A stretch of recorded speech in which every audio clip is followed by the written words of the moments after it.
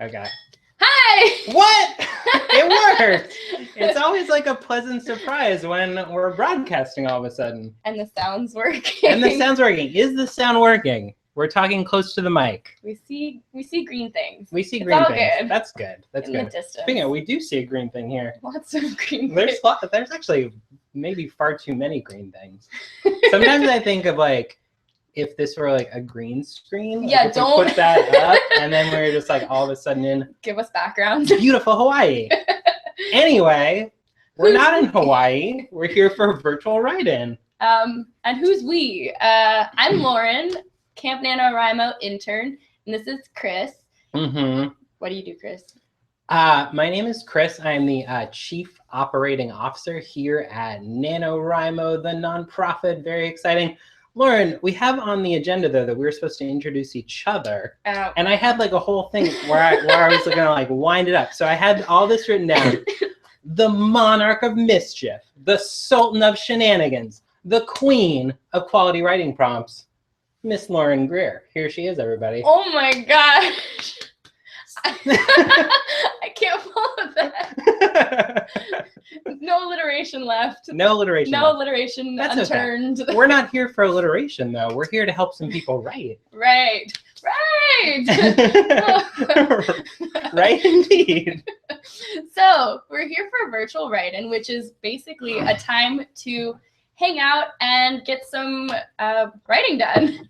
It's about an hour-long time where we'll give you some prompts in the form of sprints. They'll be timed roughly, just 10-minute intervals or so, where you will tackle great new exciting ideas. You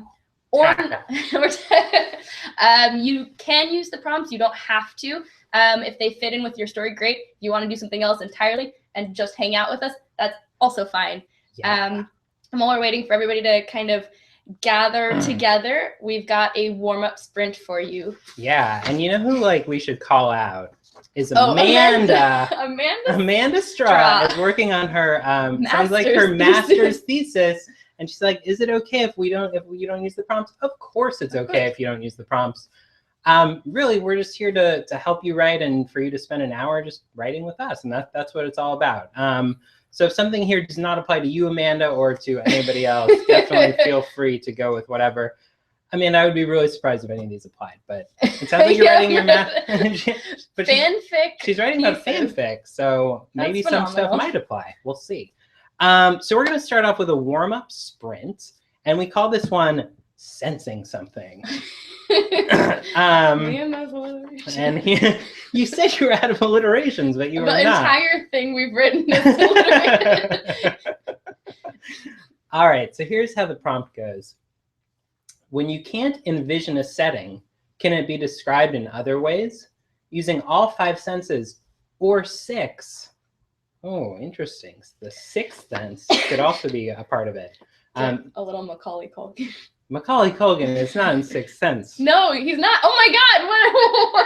Oh it's boy! Not. Oh my gosh! Embarrassing. That is embarrassing. All right. I just really wanted to say his name. It was alliterated. It was funny. I'm gonna start from the beginning. When you can't envision a setting, can it be described in other ways? Using all 5 senses or 6. So if you see dead people, if you're Haley Joel Osment, thank you. I was gonna say 3 names. Add details to a senseless scene. So Lauren, explain a little bit what you mean by this. Kind of summarize a little bit. Well, senseless scene was just so I could write the word senseless scene, but essentially a lot relies on vision when you're writing, and sometimes it's good to change it up on yourself. So maybe you remove a sense entirely and just try and add some detail to the other ones, see what descriptions you can find in your settings that you might not have included otherwise.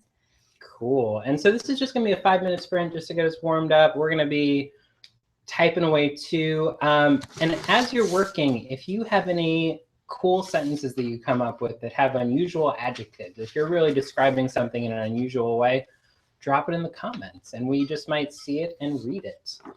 So again, this is going to be 5 minutes. I've got my trusty generic phone timer, not branded at all. And I'm going to press the start button. 5 minutes, everybody.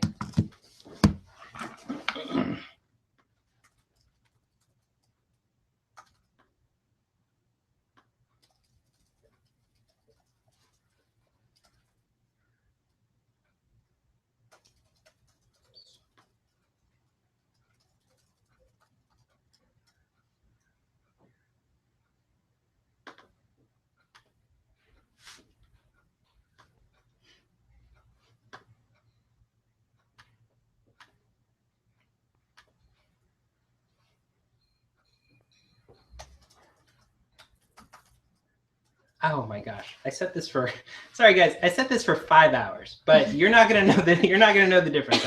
I'm glad I noticed. This would have been a very long warm-up sprint. Anyway, about a minute has gone by.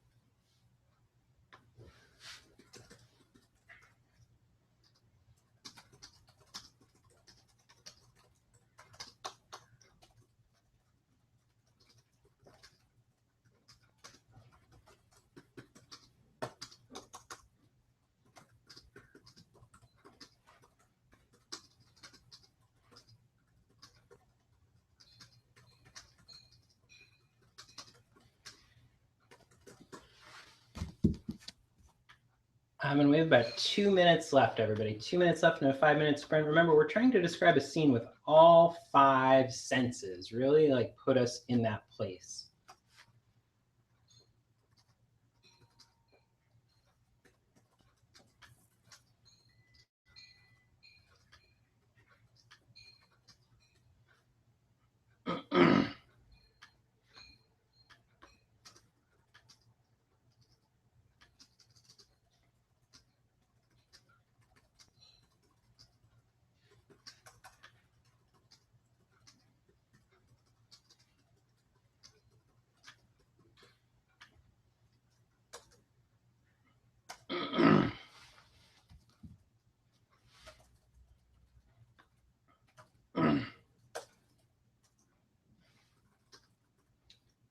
All right, looks like about a minute left, everybody.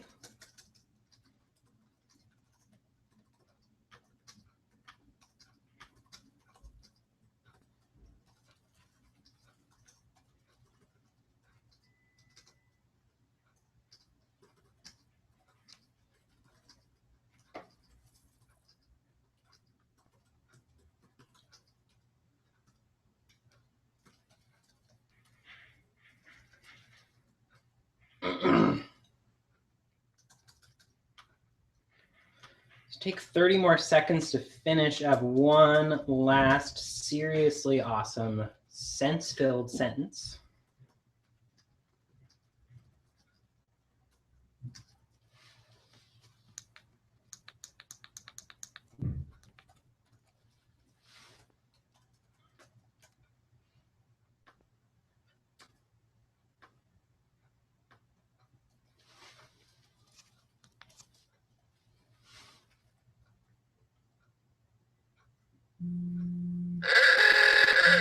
Oh my lord. I'm sure you can all hear that. So that sound means that 1, my horseless carriage has pulled up outside, and 2, it is the end of the word sprint. So Lauren, what did people leave any good sentences in the chats? Well, it looks like it's been a really long running conversation about Full Metal Alchemist Brotherhood. What's that? It's an anime.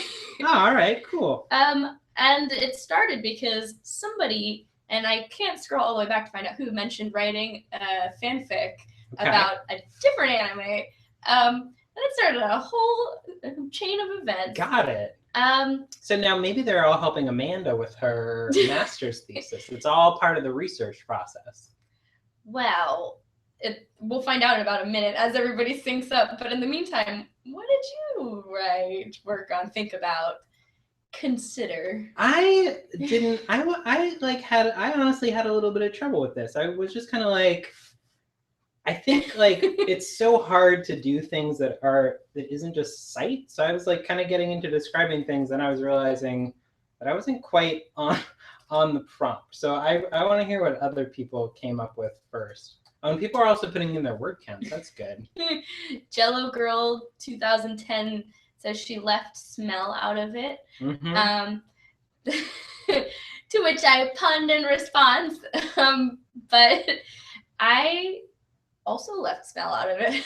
Sometimes you got to leave smell out of it. It's just a thing. And Lauren's sick too. So I can't smell it. Yeah, I think you're leaving. You have no choice but to leave smell out of it. Really, I was just writing from experiences, and that is what I do not have. Well, I did try and force them all in, and I realized that similarly to last virtual write-in, I have a problem using adjectives when I write. And so this was a little challenging for me, just and then it felt very forced, or I guess effort filled. Like you're putting in too many adjectives? Yeah, or not too many. It's just I wrote a sentence and then looked back and realized that it was adjectiveless, and I was supposed to be describing senses. So yeah. Well, let's look at this is a great one from Caitlin. So Caitlin said, and her quote was, "The forest of glass was always filled with light." So we get the visual part there. "The sharp smell of pine needles stung my nose, and multicolored light filtered through the leaves, bouncing on the shards of glass, bouncing off the shards of glass hanging there." Now that really puts you in a place, doesn't it? And now I'm wondering why there are shards of glass hanging in the trees. Well, Caitlin has done an excellent job of intriguing us about her novel, I would say. Exactly. Roxana Black, congrats you, Caitlin, because it's amazing. I agree. And then, oh man, we're very live right now with the comments. Mackenzie Hammock says, "I started out with smell. No matter where you went, the salt smell always lingered. I mean, hey, they live underwater, so I figured," and some punctuations indicating, I guess, a shrug. We've got some word counts along the lines of 73, and then 95 and 97, and inching up to the bigger numbers. I thought I saw something. I saw a couple 200s. Yeah, I did too. Oh, I see a 135. It's climbing, and the longer we talk, the bigger they get, because I'm sure some of you are just furiously tapping it out. Totally. Your nose burns if you try to sell things underwater. Says probably Joe. Smell. Oh, they're correct. Probably also if you try to sell things underwater. I mean, but then there's the conversation aspect, and then right, totally. It burns in your throat as well. I don't know. Right. Like, also, like, open-eyed and. I mean, I have a lot of questions. Did you see Daniel's pun up there? No. What? He said, "Could be worse. Could be adverbs." Oh, we had a problem last virtual writing with adverbs. With adverbs. Oh. We had to write adjective only, or no adjective pieces. Oh. And then so someone suggested that we just don't use adverbs, and misheard the prompt. That was a perfectly fine approach, except I'm a big fan of adverbs. Right. So. Well, I mean, I feel like this virtual write-in is going swimmingly. Oh man. Cool. Why don't we move on? I feel like that was a great warm-up. I agree. Okay, so that means that we're on to talking about the topic for today, which is setting settings or setting squared. More alliterations. Basically, where you write your novel is a big part of it. Also, what happens in your novel may be affected by where it's happening. For example, say you're writing right now and you hit the ceiling because your upstairs neighbor's being too noisy. You are affecting your environment and changing it to make it more effective for you. Versus something else where you've moved environments, like gone to a coffee shop, where you've just changed the setting entirely for your writing pursuits. It's related to our first. I was trying to make this a very seamless transition. Right. But we have our first word sprint, which is essentially about being affected by your environment or affecting it. Yeah. So I mean, I think what Lauren is saying is basically like Thank you. that is that like environments can do different things. It's not like your characters or you in particular like are just affected by your environment, you're also affecting it. So anytime, it's like the butterfly effect. Yes, know? That's exactly where I was when you going. enter a room, that room is never quite the same in a way. Especially because you are special and unique. Exactly. Cool. So this is a little bit related to that, and it's going to be a 10-minute sprint, and it's called Trading Spaces. So here's your prompt. Like the show. Yeah, just like the show. That's what I thought of. Cool. And then you can find the prompts below the video too if you have trouble understanding us. Right? Yes. Okay. Yes, cool. they're there. So the prompt is this: are your characters trying to change their environment, or are they being changed by it? Try writing a scene using the opposite approach. So if you know that in your project, whatever you're writing, if you've noticed that like every time your characters enter a new scene, like they're the ones always causing the action, maybe you want to try something else where they enter a room and the room does something to them. Maybe it's a point for character growth. Yeah, it's totally. Wall setting. It's a perfect marriage of the two. Yeah, or vice versa. Maybe like they've been such victims of their circumstances and the places that they go on their journey, and maybe now it's time to take some action. So again, the prompt is: are your characters trying to change their environment, or are they being changed by it? Try writing a scene using the opposite approach. This is going to be a 10-minute sprint, and I'm going to make sure I don't set this for 10 hours. And we're going to start right now. 10 minutes, guys.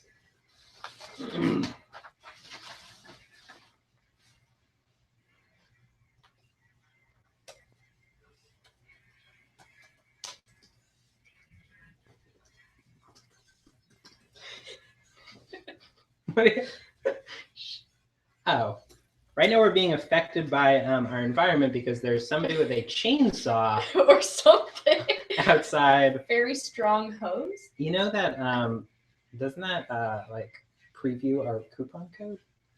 A chainsaw. Yes, it does. That's a preview. That's a preview.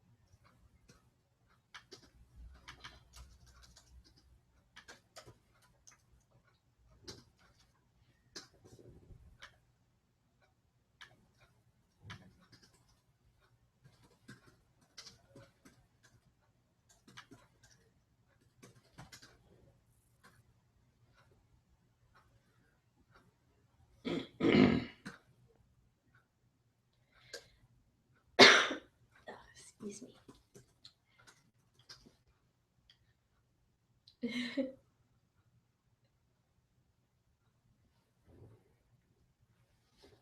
All right, guys, we're about 4 minutes in, and remember, we're trying to switch it up. So write a scene where the environment really impacts your character, or vice versa. Your character really impacts their setting.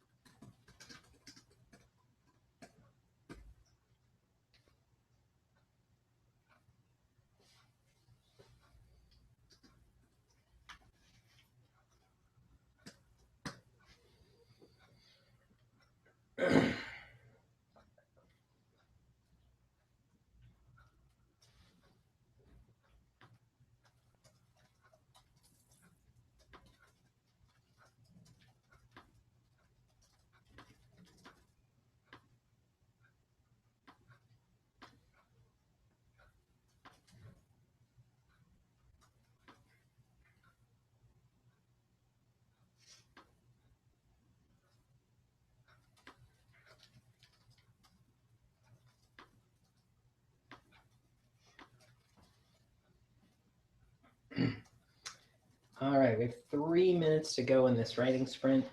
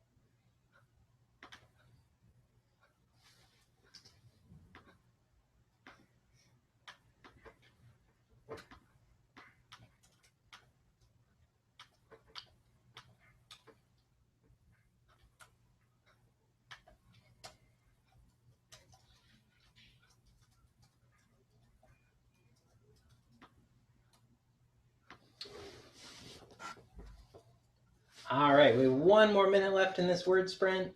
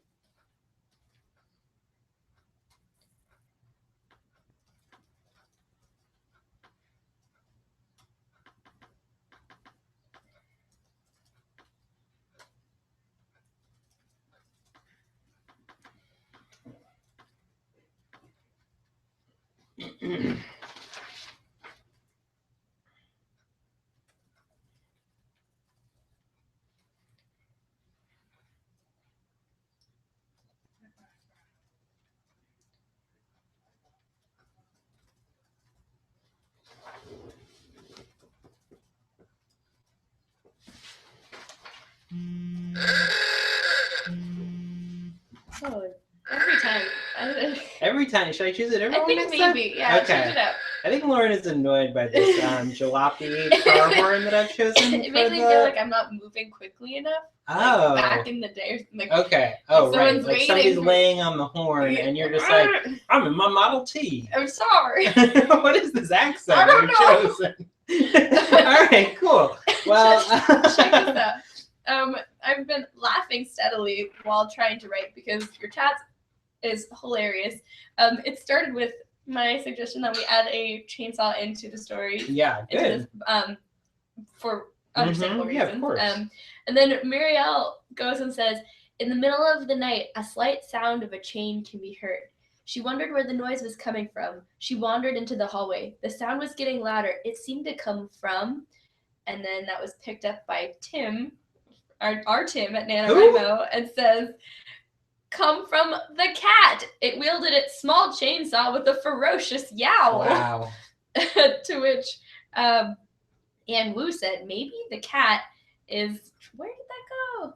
I don't know. Ann Wu said, maybe the cat is trying to do something. Oh, it's trying to pretend that it's a Jedi. It didn't quite work. And to which I say, yeah, you know, that is very imaginative. And if you need some inspiration, just go to Tim in here, and he'll hook you up with the Tim is always, yeah, I feel like he's always ready with like the feline related, like them holding strange human things. Like I think that's kind of his specialty. That's true. Lots of dinosaurs and sharks. People are saying how many words they wrote. We should call some of these out. 438 from Ashley M. That's awesome. 259 from Fire 23 Fairy. Trina Lee Grant 560. That's awesome. Trina Lee Grant, you're back with us again, and you are nailing it every time, every week, every couple of days, within every week. And so, in addition, if you guys want to drop in like your favorite sentences from this prompt, that'd be great.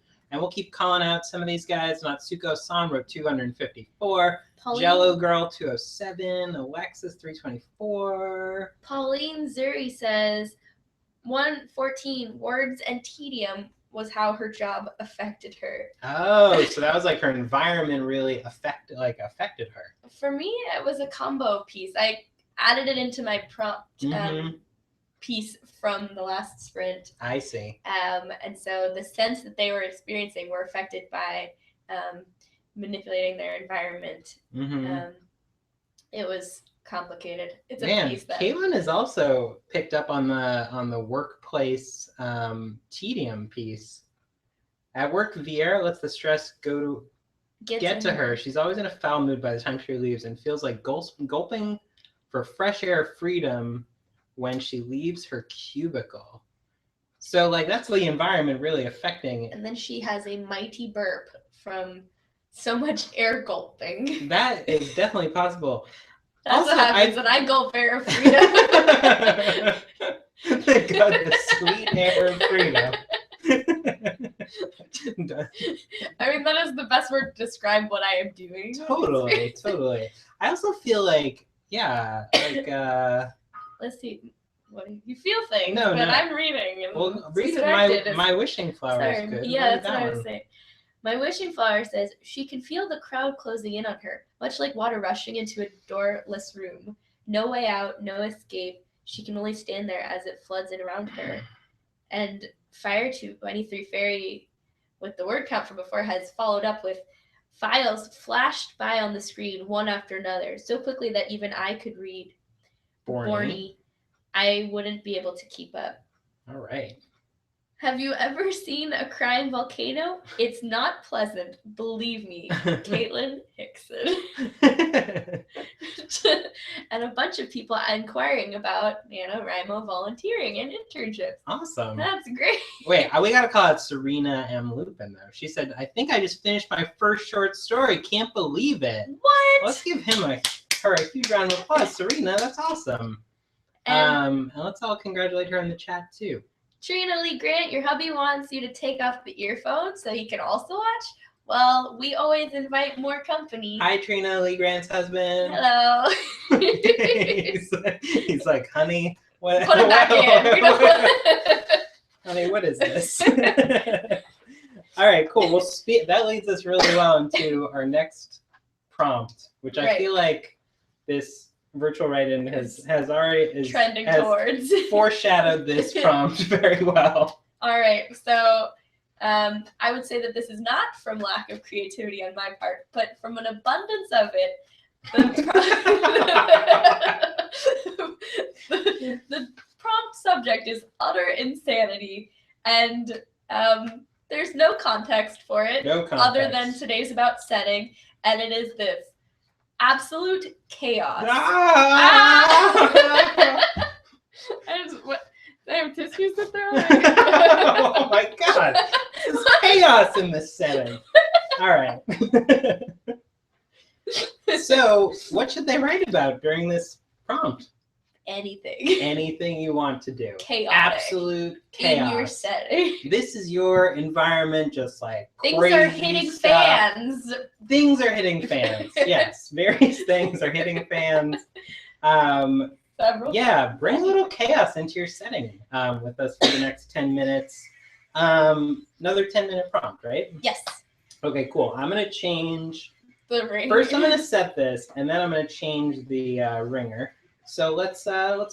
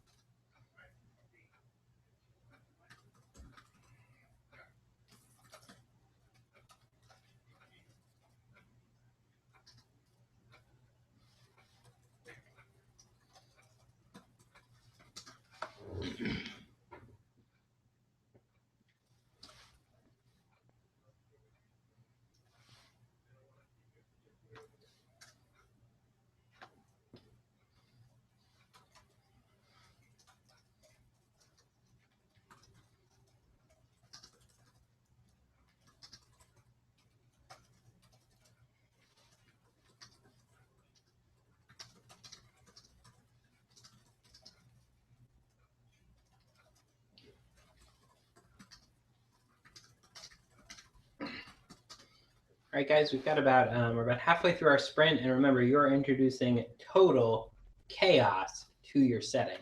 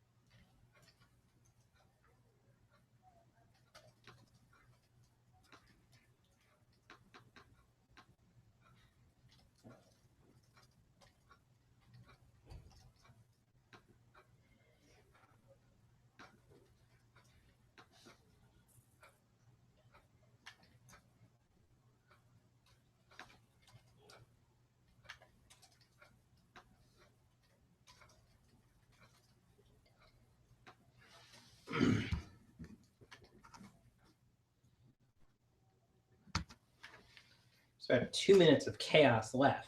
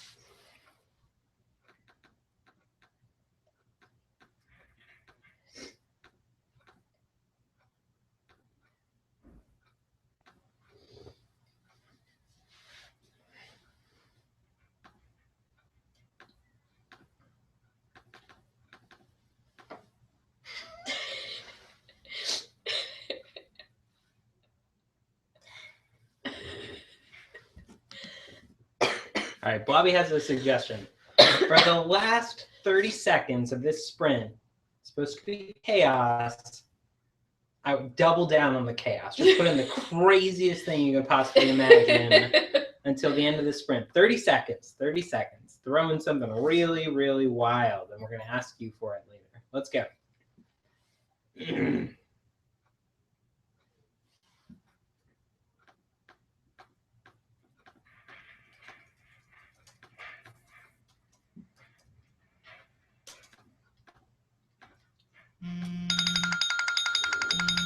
All right, let's give them like 15 seconds of bonus time. Just because maybe they had a little more chaos to get out. Let's just take 15 more seconds, guys. If you've already put in all the chaos you want to put in, you can start leaving comments in the chat. Tell us about what you wrote about and your word count for that sprint. Oh my goodness, there's been a lot going on. Chaos in the chat. Yes. The life force is leaving my body. Oh, but, no. There were some comments that we missed from before because they caught up after we jumped into the new sprint. But Anya Azriel, I hope I said that right, contributed to the last sprint, said, Kai always thought himself very agreeable. He was never the type to put his foot down or demand that things went his way or put anyone in an inconvenience just because of his whims. He thinks with a faded bitterness that it had seemed to have backfired on him because no one seems to think that he has a right to anything of his own. And I saw that you, Anya, just realized that we were doing the write-ins, and that is super exciting. And hopefully now you'll be with us on the rest of the Tuesday ones. Amanda Straw initially interpreted our prompt as fans, as in the media fans. Oh. Who's hitting the fans? Amanda is spending like so much time on her thesis. Like that is the fans that she's thinking about. She's writing that fan fiction. Thesis. Who's hitting the fans? Not us. We love fan fiction. Fans are hitting the fans, which is hitting the fan because that's just pandemonium. Chaos. Chaos. One might say. Let's read some of these chaotic statements that people came up with. Oh, 468, Trina Lee Grant. Good job. Was this Emma Della Vicio? Vicia says 418 and a meteorite almost hit them out of nowhere. Maybe aliens will show up. That's chaotic, coming out of nowhere. Let's see. Oh my goodness. Fire 23 Fairy says Tokaga laughed. Oh, come on, Danwa. Why don't you tell them the truth? You're the one who's been erasing them. Oh, interesting. That sounds like a plot twist of some sort. And then Caitlin said, just to help, a man came running out wielding a huge chainsaw. I've never heard so many screams in my life. The chainsaw's back! So many chainsaws. Good. I'm glad that we introduced this into our settings today. Kathleen John says, this might sound a bit strange, but it's true. You're my favorite character, and I'm here to save you. And I'm wondering, what kind of Inception fans situation is this, Chaos? They're characters that recognize characters within a story. Also, spelling favorite with the OU. You're from somewhere fun, Kathleen. I'm assuming. My jealousy's coming out. Can you? Canada or the UK, possibly. Potentially. Let's see. Megan H says, but she could hardly even see him, her head pounding as she tried to stay on her feet. As she lifted her hand to her face, she could see the blood still dripping slowly and painfully with each passing moment from the cuts on her cheeks and hands.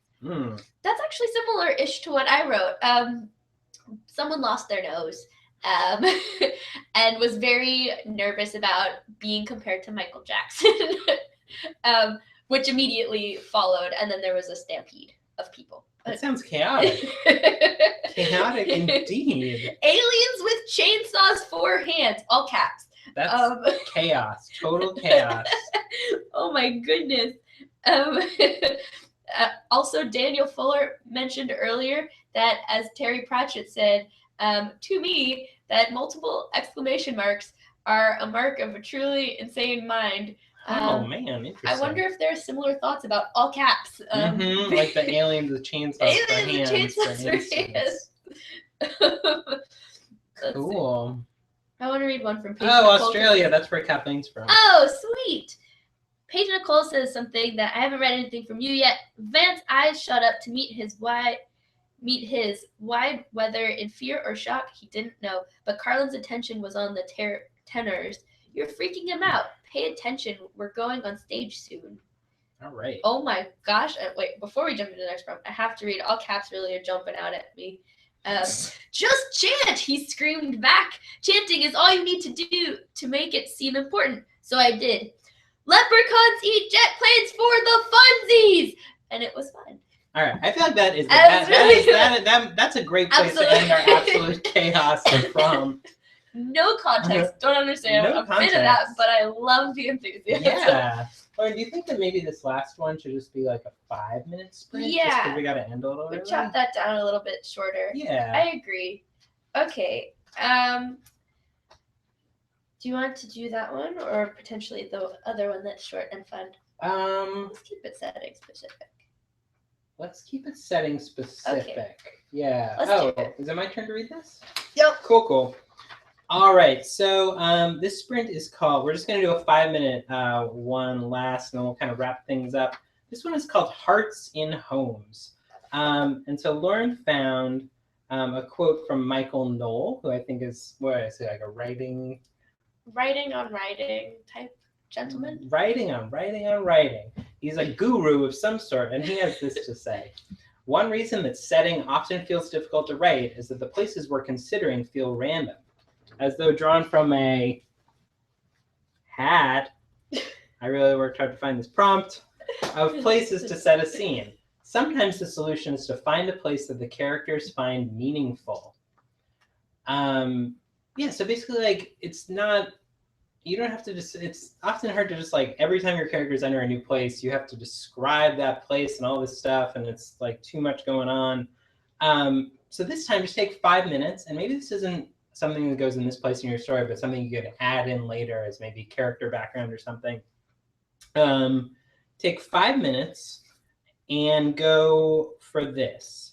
Past, present, real, or imaginary. Describe a place that your main character finds meaningful.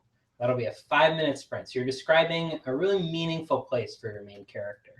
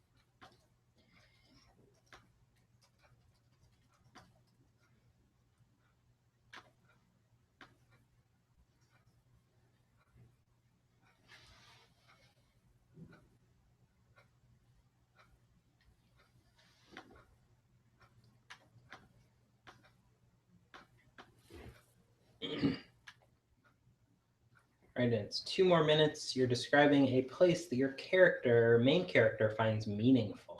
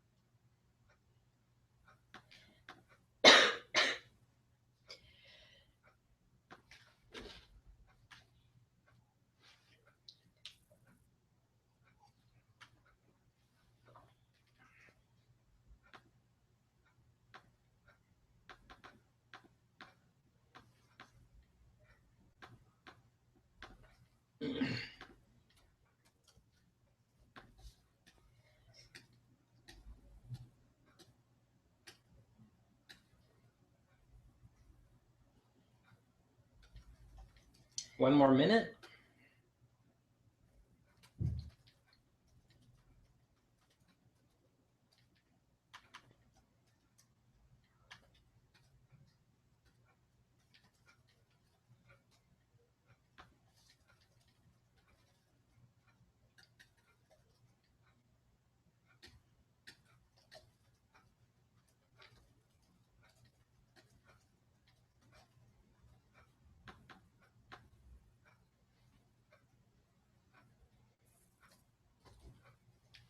And just start wrapping up.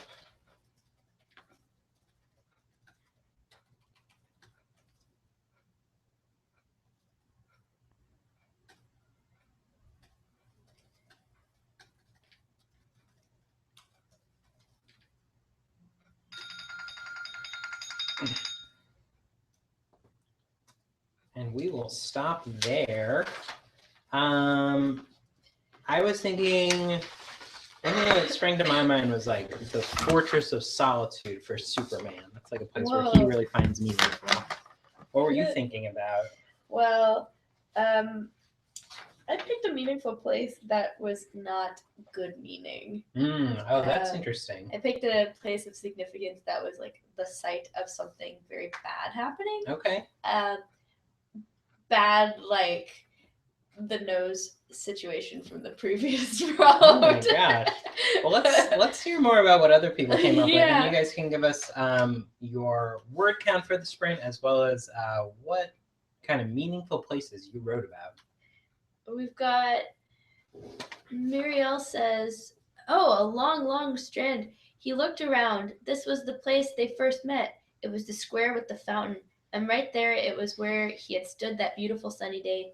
She was walking with a friend when his friend had walked him over to introduce him. He still remembered marveling at her smile and soft melodic voice.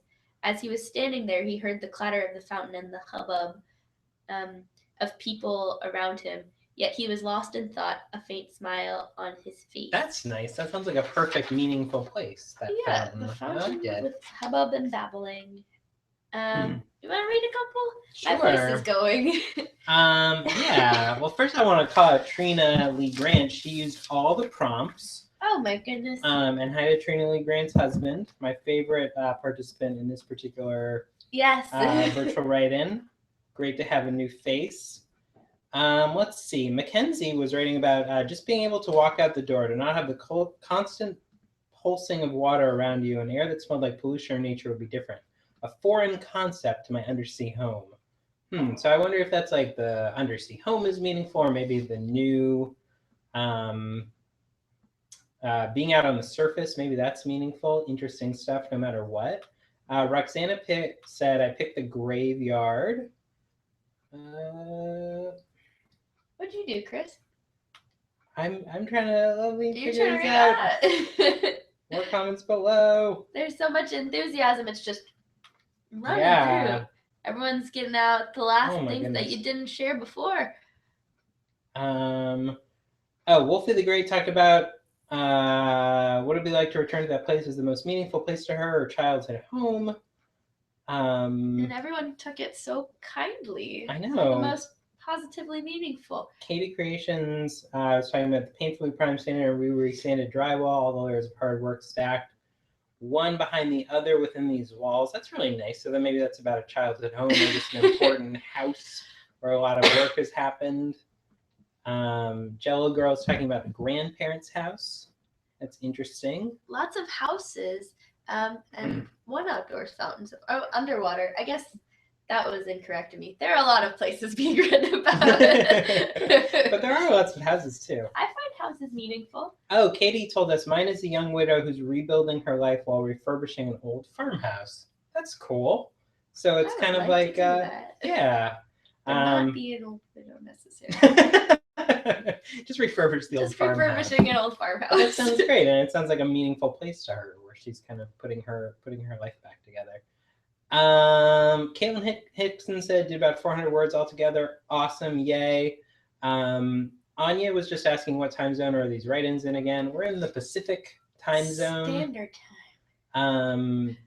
Let's see. Let's just do one. I'm gonna do two more. Missy Lundtau said her bare feet were light on the mossy earth and the emerald confines of conifers, reaching for the sun shield from powerful rays. Though she had faced horrors, here she was safe. And isn't that a nice image? She's like safe in maybe this clearing in the forest. Very nice. I wish we could read all of these, but which we will after this. But we should probably wrap up, right? Yeah. So final thoughts being, we hope these prompts about settings helped you figure out where your story is going or where it is, because that's what a setting is. Where it's at. I'm really just forcing it. I don't know if you guys can tell. I'm very sick. This is great. But let's see. So next virtual write-in is on Tuesday at 11 Pacific Standard Time. Mm-hmm. Claire will be back again. We'll have a guest as well. We'll be talking about setting some more, but in a slightly different way and with a really fun activity. We also have another and different coupon code for you this week. It is 15%. It is Crystal Lake with a dash in between and all capital letters. And Tim, I believe, will type it into the chat for you guys. If he doesn't, I will. Now, if you're a horror fan, you know that Crystal Lake is a very meaningful place for Jason Voorhees. And and a setting of terror. A setting of terror chaos. For other characters. That is definitely setting affecting characters, I would say, in that movie. Let's see. Other honor, Azrael was asking Tuesday. No, the next one is on Thursday. Did I say Tuesday? I'm not sure. I might have. I might have said Tuesday. Again, I'm just gonna blame it on the illness. I don't blame it on the illness. But let's say this again. But it's Crystal Lake, 15% off. 15% off. It's good till Saturday, and our next virtual write-in. Oh my gosh, no, it's not. Today is only Tuesday. Where is my head? So, Lord help me. Do you want to try and sum those thoughts up? It's good till the next virtual write-in, which is on Thursday. Yes. So is it good through Wednesday evening? Yes. Okay, cool. So use this. There's all kinds of cool camp merch that you can get. And I feel like that was a suitably, well, first of all, I feel like we're in a place. So that was good. We're in a setting. Yes. I feel like we did some chaos. And sounds like a lot of people got some writing done. So I think we could end it there. So with that, I'm Macaulay Culkin, and this is Haley Joel Osment. And we are saying goodbye. Thank you.